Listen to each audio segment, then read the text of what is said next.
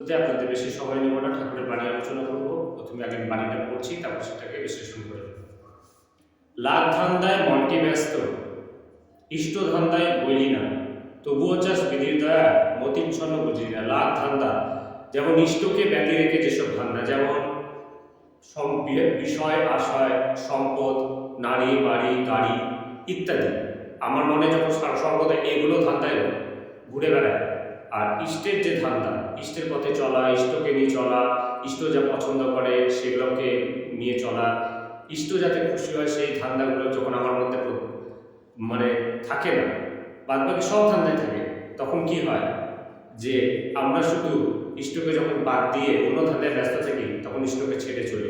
আবার যখন তার অপর দিকে যখন আমাদের জীবনে দুঃখ কষ্ট সমস্যা দুর্দশা আসে, তখন আমরা ইষ্ট ইষ্ট করে বলি।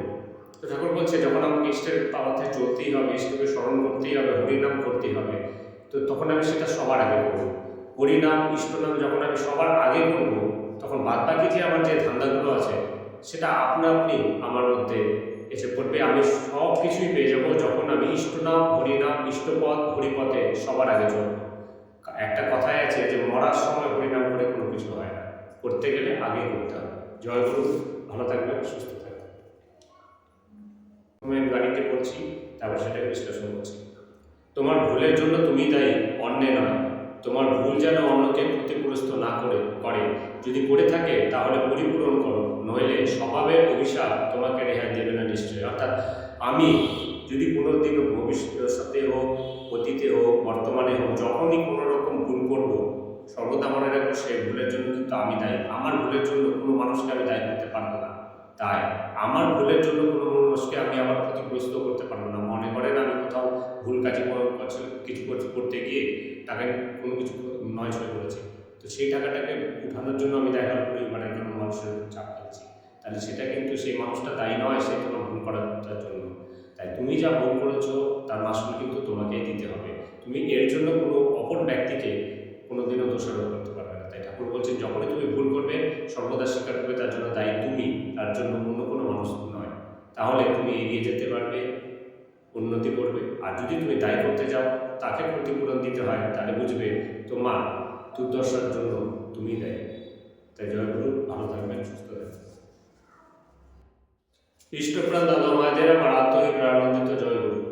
আমি ঠাকুরের বাণী প্রথমে পড়ব এবং সেটিকে বিশ্লেষণ করব এবং 1 থেকে 1.5 মিনিটের মধ্যে। তাই আপনারা মনোযোগ সহকারে ঠাকুরের কথা আমার মাধ্যমে 1 মিনিট একটু ধৈর্য ধরে শুনবেন। ঠাকুরের বাণীটা প্রথমে পড়ছি, তারপর আলোচনা করছি।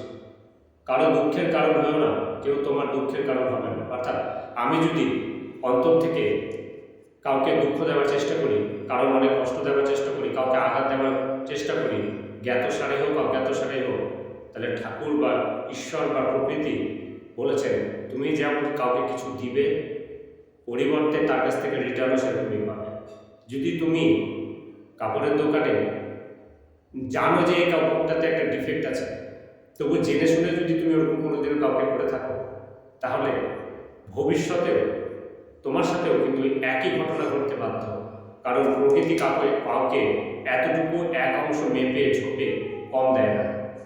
তাই ঠাকুর বলছেন যদি তুমি সংসারে কারো মনে ব্যথা দাও, কারো মনে কষ্ট দাও, তাহলে এটা জেনে রেখো প্রকৃতিও তোমাকে সেই ব্যথা সেই দুঃখ সমানভাবে ভাগ করে দেবে।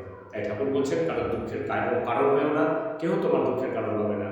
কাউকে তুমি কষ্ট দিও না, তুমি জ্ঞাতসারে হোক অজ্ঞাতসারে হোক কখনো কাউকে কষ্ট দেওয়ার চেষ্টা করবে না। কেউ তোমাকে তখন কোনোদিনও চেষ্টা করবে, তুমি যখন কাউকে দিচ্ছ না তখন অপর দিকের মানুষগুলো ভাববে এই মানুষটা আমাকে কষ্ট দেয় না, তাই আমিও তাকে কষ্ট দেবো। জয় গুরু, ভালো থাকবে।